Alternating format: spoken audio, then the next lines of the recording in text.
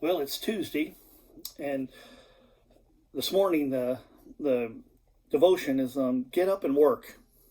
Many of you right now you're getting up and you're on your way to work. Some of you may already be at work, but that's the title here. Proverbs 13:4 says, "The soul of the sluggard desireth and hath nothing, but the soul of the diligent shall be made fat."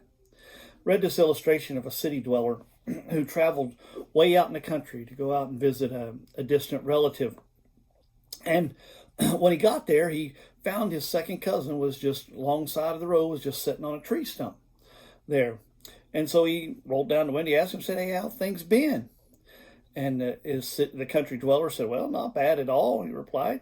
Matter of fact, he said, "Matter of fact, I was going to have to cut down all of these trees in this whole field so that we could use this field, but," he said, "then a tornado blew through and it knocked all the trees in this entire field down and saved me all that trouble." And the city man, he said, "Well, man, that's pretty amazing."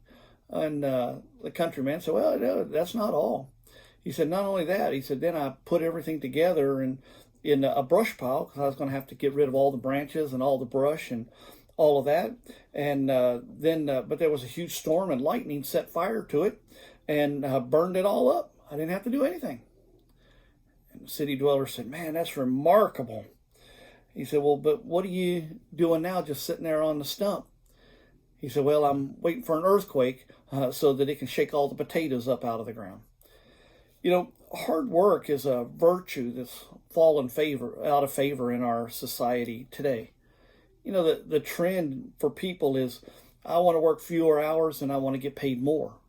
You know, I mean, that's the way it is. You know, they don't want to work as hard as they did in those hours. I mean, we can look at our grandparents and you know, and they worked hard. They worked a lot of hours and a lot of hard jobs and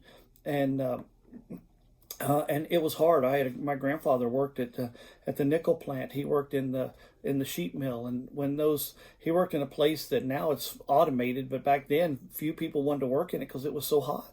The big sheets of metal came out of there all hot, and it was a hard place to work, and he worked hard. But a lot of times people nowadays, what they're doing is they're just looking for loopholes to avoid work altogether.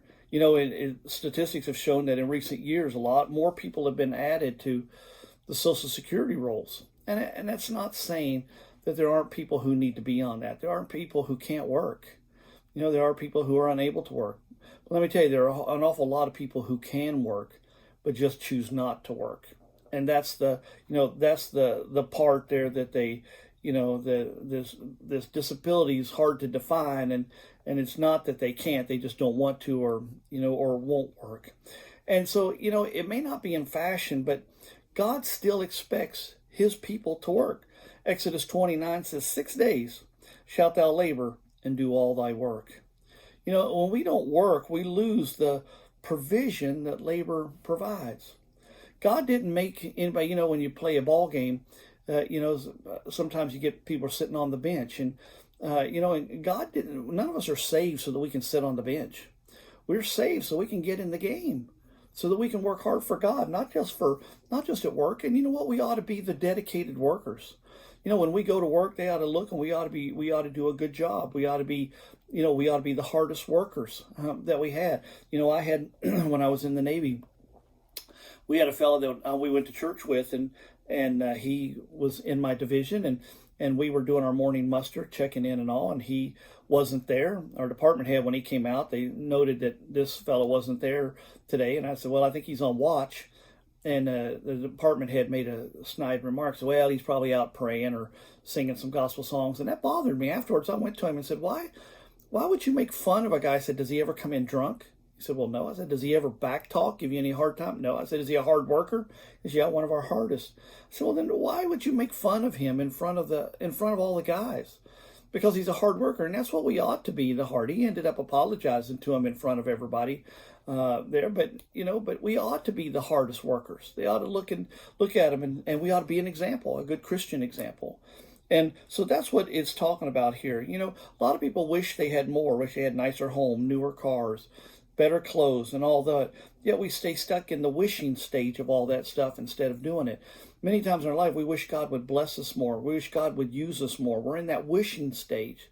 But we just don't get out and do it. We don't get out and just study God's Word. We don't get out and volunteer and get involved in things and get involved in programs and Sunday school and singing or whatever it is. We just want to sit back and just be on the bench and just wish we would do this or wish we were doing that.